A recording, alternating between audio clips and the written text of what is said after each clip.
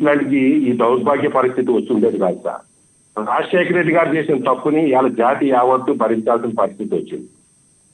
అలాగే 2022లో పవన్ కళ్యాణ్ గారు విశాఖపట్నం వెళ్ళి ఉద్యమం చేసేటప్పుడు ఆయన ఒక ప్రతిపాదన చేశారు. పవన్ కళ్యాణ్ మంచోడా చెడ్డోడా పక్కన పెడదాం అండి, అతను ఏ కళ్యాణ్ అన్నది పక్కన పెడదాం.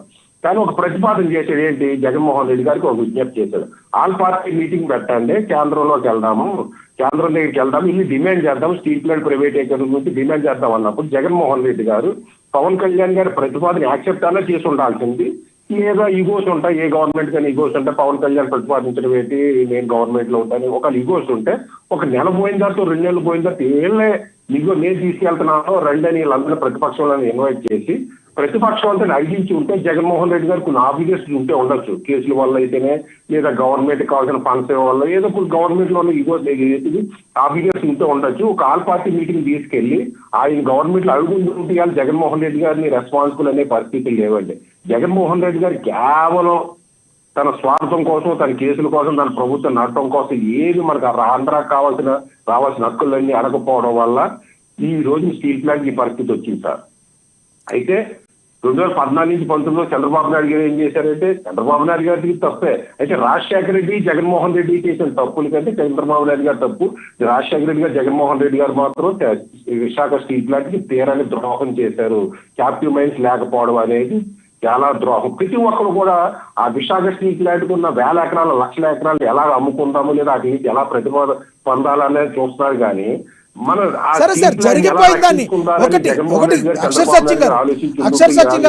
అప్పుడు ఎలా జరిగింది జరిగిపోయిన దాన్ని వదిలేస్తే ఇప్పుడు ప్రధానంగా మీ చేతిలో మీ కోర్టులో కూటమి ప్రభుత్వం కోర్టులో బాలుంది. ఇప్పుడు ఈ టైంలో నివురుగప్పి నిప్పులాగా ఉన్న వాళ్ళ యొక్క కార్మికుల యొక్క పరిస్థితులను గుర్తించి ఈ ప్రైవేటీకరణ విషయం ఇప్పుడు ఆపుతారా? ప్రైవేటీకరణ జరగదనే ఒక భావాన్ని ప్రజల్లోకి తీసుకెళ్తారా? ఆ చేయగల కెపాసిటీ కూటమి ప్రభుత్వానికి ఉందా?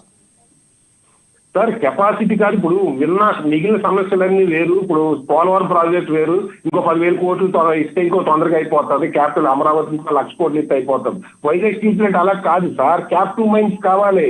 వైజాగ్ స్టీల్ ప్లాంట్ ప్రధానమైన ప్రాబ్లం క్యాప్టివ్ మైన్స్ లేవు. ఆ మైన్స్ ప్రైవేట్ తిరిగి చేశారు రాజశేఖర రెడ్డి గారు. ఇవాళ ఎక్కడి నుంచి ఇస్తారు కూటమి ప్రభుత్వం? మళ్ళీ ఎక్కడో 10,000 ఎకరాలు ఉంటే ఆ ఎకరాలు వైజాగ్ స్టీల్ ప్లాంట్ కి ఎలకేట్ చేస్తే అప్పుడు సమాజ సమస్య కొడుతుంది. ప్రధానమైన సమస్య ప్రైవేట్ వ్యక్తులు పోయి క్యాప్టివ్ మైన్స్ అన్ని. స్టీల్ ప్లాంట్ ఇష్యూ ప్రాబ్లం ఇదండి. దానికి తీరమే ద్రోహం చేసింది రాజశేఖర రెడ్డి గారు. ఇప్పుడు దానికి పరిష్కార మార్గం లేదంటారా? దానికి పరిష్కార మార్గం లేదంటారా? ఒకటి అక్షర్ సచిన్ గారు ఒక మాట, గతంతో పోలిస్తే ఆంధ్రప్రదేశ్ ఇప్పుడు ఎన్డీఏ కూటమిలో భాగస్వామ్యంగా ఉన్నమాట వాస్తవం. కేంద్రం తలుచుకుంటే ఏదైనా చెయ్యొచ్చు. ఎంత పెద్ద మొత్తంలో డీల్ చేసైనా, ఎంత పెద్ద మొత్తంలో నిధులు ఇచ్చైనా ఏదైనా చేయొచ్చు. మరి ఈసారి ఆంధ్రప్రదేశ్కి రేపొద్దున బీజేపీ 29లో ఓట్లు అడగాలి అంటే స్టీల్ ప్లాంట్ని ప్రైవేటీకరణ చేసి బీజేపీ పార్టీ ఓట్లు అడగగలదా? బీజేపీ పార్టీతో ఎన్డీఏ కూటమిలో భాగంగా వీళ్ళు అడగగలరా? చెప్పండి. ఇప్పుడు నేను అనేది బీజేపీ గవర్నమెంట్ రాష్ట్రానికి మంచి చేసేసింది, న్యాయం చేసిందని అంటారు. అందరూ రెస్పాన్సిబుల్. దీనికి తలాపాపం తలా పిడిగిరా అనేది అందరికీ చెప్తున్నాను. నేను అనేది steel plant issue separate. Captive mines అనే దాన్ని స్టీల్ ప్లాంట్ కి ఇవ్వాల్సిన, విశాఖ స్టీల్ ప్లాంట్ కి ఇవ్వాల్సిన క్యాప్టివ్ మైన్స్ ని రాజశేఖర రెడ్డి గాలి బ్రదర్స్ కి లేదా అనిల్ కుమార్ గారి వాటికి తన సంబంధికులు కేటాయించుకోవడం వల్ల స్టీల్ ప్లాంట్ అన్యాయం చేశారు. మైన్స్ భూమి అనేది దొరకదు సార్. ఒకసారి ఎలకేట్ అయిపోతే తిరిగి తీసుకోవడం కష్టం. ఎక్కడి నుంచి వస్తాయి మైన్స్? ఇక కేటాయింపులు చూద్దామండి. రెండోది రైల్వే జోన్ 53 ఎకరాలు 59 ఎకరాలు ఇవ్వలేని పరిస్థితి వైసీపీ గవర్నమెంట్ ఉంటే ఇప్పుడు కూటమి ప్రభుత్వం వచ్చింది. 59 ఎకరాలు వస్తే నిన్న టెండర్ మీద పిలిచారంటున్నారు. అది 2 సంవత్సరాలు కంప్లీట్ అవుతుంది. 2 సంవత్సరాలు 3 సంవత్సరాలు కంప్లీట్ అవుతుంది. కనీసం గుడ్డు కట్టే మెల్లమేలు అన్నట్టుగా కొద్ది ఇష్యూ స్టార్ట్ అవుతుంది. అయితే మన ఎవరో లక్ష్మణ్ రావు గారు ఏమంటున్నారంటే ఉత్తరప్రదేశ్ ఒరిస్సాకి చెందిన రైల్వే మినిస్టర్ గారు వర్క్ చేయలేదు, మోసం చేశారు, అందుకని మేము చేయలేకపోయాం, కానీ మేము ల్యాండ్స్ ఇచ్చామన్నారు. మీరు ల్యాండ్స్ ఇచ్చి ఒరిస్సాకి చెందిన మినిస్టర్ గారు రైల్వే జోన్ ఇనిషియేట్ చేయకపోతే మీరు అన్నిసార్లు ఢిల్లీ వెళ్ళారు. ఎప్పుడు ఎందుకు హైలైట్ చేయలేదు సార్? కేంద్రంలో అన్ని బిల్లులు బీజేపీ గవర్నమెంట్ అని కీలకమైన అనేక బిల్లులు, సెక్యూరిటీ సంబంధించి అనేక బిల్లులు ఎప్పుడు చేశారు. అప్పుడు ఎందుకు చేశారు సార్? ఎందుకు రిజెక్ట్ చేయలేదు బీజేపీ గవర్నమెంట్ కి? ఎందుకు నాకు ఎప్పుడో ఇస్తేనే మీకు మద్దతు ఇస్తానని లోక్సభలో రాజ్యసభలో ఎందుకు అడగలేకపోయారు సార్? అప్పుడు మరి ఎందుకు సార్ మీరు అవకాశం కోసం మీ కేసుల కోసం రిజిస్టర్ అయ్యి వెళ్ళిపోయారు, దాన్ని కప్పిపుచ్చుకోవడానికి ఒరిస్సాకి చెందిన మినిస్టర్ చేయలేదు. మీరు ఏం చేశారు సార్? మీ చేతిలో ఎంతమంది ఎంపీలు ఉన్నారు? ఎందుకు డిమాండ్ ఏ రోజునైనా ఢిల్లీలో ప్రెస్ మీట్ పెట్టి మాకు ఇంకా సెంట్రల్ గవర్నమెంట్ పక్షపాత వైఖరి చూపిస్తున్నారు ఏ రోజునైనా ప్రెస్ మీట్ పెట్టారా? ఇవాళ ప్రతిపక్షంలో ఉన్నప్పుడు కనీసం ఈ మాటలని ఢిల్లీలో చెప్పండి. ఇప్పుడు బీజేపీ మాకు అన్యాయం చేస్తుంది, స్టీల్ ప్లాంట్ ప్రైవేటైజేషన్ చేయొద్దని తెలుగు మీడియాలో చెప్పడం, కానీ ఢిల్లీలో జగన్మోహన్ రెడ్డి గారు 10 రోజులు ధర్నా చేయమనండి, అప్పుడు చేశారు కదా. ఇది ఆంధ్ర భవన్ గారు అట్లా చేయమనండి. పోలవరం ప్రాజెక్ట్ కొద్దాం సార్, ఇప్పుడు కేటాయించి చూద్దాం.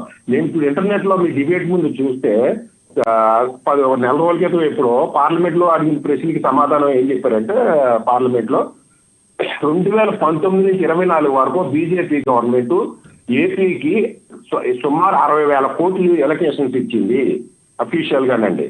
ఆంధ్రప్రదేశ్ చేసిన ఎలకేషన్స్, వేరియస్ ఎలకేషన్స్ లో ఆంధ్రప్రదేశ్ కి వచ్చింది 60,000 కోట్లు. కానీ 24-25 బడ్జెట్ లో ఆంధ్రప్రదేశ్ కి 54,600 కోట్లు, సుమారు 54,600 కోట్లు ఎలకేట్ చేసింది అంటారు. అంటే గతం కంటే మంచి దగ్గర సార్ ఎలకేషన్ తీశారు. మీరు కూటమి ప్రభుత్వం ఉండడం అయితేనే, కూటమి ఎఫెక్ట్ అయితేనే, కూటమిలో బీజేపీ ఉండడం వల్ల అయితేనే, కూటమి ఏపీలోని ఎంపీలకు అవసరం బీజేపీ ఉండడం వల్ల అయితేనే, ఏదో ఒక పవన్ కళ్యాణ్ లాంటి ఒక మంచి వ్యక్తి లేదా బీజేపీకి ఇష్టమైన వ్యక్తి కూటమిలో ఉండడం వల్ల అయితేనే బీజేపీకి చెప్పించే విధానం అయితే ఏదైనా మంచి ఎలకేషన్ చేసే కదా. అట్లాగే ఇప్పుడు ఇది ఎన్టీపీసీ ఆధ్వర్యంలో హైడ్రోజన్ అప్ చేస్తున్నారు. అట్లాగే కాకినాడలో పెట్రోల్ కారిడార్ ఒకటి పెడతారు, పెట్రోలియం కారిడార్ పెట్రోలియం ఒకటి పెడుతున్నారు. అట్లాగే నేషనల్ హైవేస్ లో ఒక 1,00,000 కోట్లు అంటే హైవేస్ పెడుతున్నారు. అది హైవేస్ కి వేరియస్ దేశానికి సంబంధించిన అయినప్పటికీ గతంతో పోలిస్తే ఎంతో కొంత ఎలకేషన్ బీజేపీ ఇస్తుంది కదండి. ఇక పోలవరం అనేది పాలకులకు వరంగా మారింది కానీ ప్రజలకు వరంగా ఈ రోజుకి మారలేదు.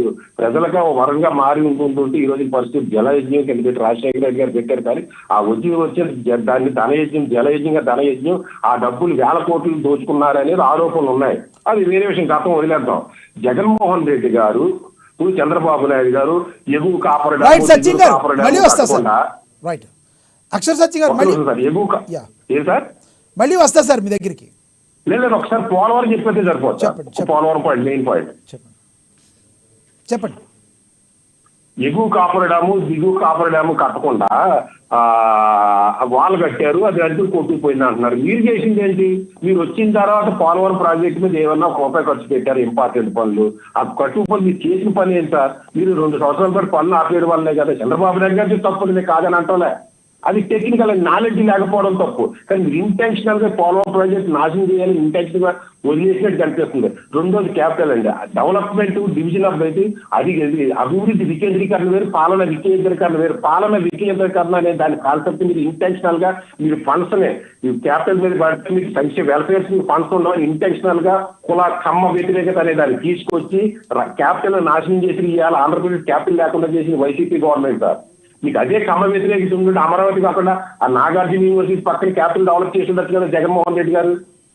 క్యాపిటల్ నాశనం చేయడంలో కానీ, పోలవరం ప్రాజెక్టు నాశనం చేయడంలో కానీ, లేదా విశాఖపట్నం స్టీల్ ప్లాంట్ రాదు ఈ పరిస్థితికి రావడానికి కానీ, లేదా రైల్వే జోన్ రావడానికి కానీ, రైల్వే జోన్ ఈ ఏడాది వరకు కూడా స్టార్ట్ కాకుండా ఉండిపోవడానికి కారణం జగన్మోహన్ రెడ్డి గారు, రాజశేఖర రెడ్డి గారు నేను భావిస్తున్నాను సార్. ఇందులో చంద్రబాబు నాయుడు గారు తప్పు ఉంది, బీజేపీ గవర్నమెంట్ తప్పు ఉంది, ఓట్లేసి గెలిచిన ప్రజల గవర్నమెంట్ తప్పు ఉంది, సోనియా గాంధీ గారు తప్పు కూడా ఉంది సార్. అయితే వీళ్ళు జగన్మోహన్ రెడ్డి గారికి, రాజశేఖర రెడ్డి గారి పాత్ర ఎక్కువ ఉందని మాత్రం చెప్తున్నాను నేను. చంద్రబాబు నాయుడు గారు శుద్ధాంతాన్ని మాత్రం నేను చెప్తే సర్టిఫికేట్ నేను ఇవ్వటంలే. రైట్ అక్షర్ సత్యం గారు. మా వివేక్ బాబు గారు, అక్షర్ సత్యం గారు చెప్పింది విన్నారు, రేగడి లక్ష్మణరావు గారు చెప్పింది విన్నారు. ముఖ్యంగా ప్రధానంగా ఉన్నటువంటి ఈ రోజున పవన్ కళ్యాణ్ గారికి ఢిల్లీ నుంచి మళ్ళీ పిలుపు వచ్చినట్టుంది. ఏంటంటే ఏదో ఎన్డీఏ కన్వీనర్ గానో లేదంటే ఏదో ఒక కీలక పదవి ఇవ్వబోతున్నట్టు, మరి యాక్సెప్ట్ చేస్తారా పవన్ కళ్యాణ్ గారు? అంటే ఇప్పుడు ఇందాక మన అక్షర్ సత్యం గారు చెప్పిన కీలకమైన విషయాలను కొన్నిటిని మనము పరిగణనకు తీసుకోవాలి. అంటే పోలవరం సంబంధించిన విషయంలో కావచ్చు, స్టీల్ ప్లాంట్ కి సంబంధించినది ముఖ్యమైనది ఏంటి, ఎందుకంటే దానికి మనకు క్యాప్టివ్ మైన్స్ అనేది ముఖ్యమైనది. క్యాప్టివ్ మైన్స్ ప్రతి స్టీల్ ప్లాంట్ కి క్యాప్టివ్ మైన్స్ అనేది, డెడికేటెడ్ క్యాప్టివ్ మైన్స్ అనేది ఉండాలి. ఒక్క దీని విషయంలో మాత్రమే దేశంలో ఉన్న క్యాప్టివ్ మైన్స్ ఇవ్వకోకుండా పక్క రాష్ట్రాల్లో డిపెండ్ అయ్యేటట్టు చేసుకోవడం వల్ల దాదాపు ఒక 5-6 ఏళ్ల వరకు కూడా స్టీల్ ప్లాంట్ బ్రహ్మాండమైన లాభాల్లో నడిచింది. అయితే క్యాప్టివ్ మైన్స్ లేకపోవడము, తర్వాత ఎక్కువ మంది రిటైర్డ్ అయిపోవడము, కొన్ని టెక్నికల్ ఇష్యూస్ వల్ల బ్లాస్ట్ ఫర్నేసెస్ తరచూ రిపేర్ రావడము, ఫైర్ యాక్సిడెంట్స్ జరగడం వల్ల కూడా కొంచెం అది వెనకడుగు వేయడము, మనకు ఫైనాన్షియల్ సోర్సెస్ దానికి వడ్డీలు కట్టడం విషయంలో కావచ్చు.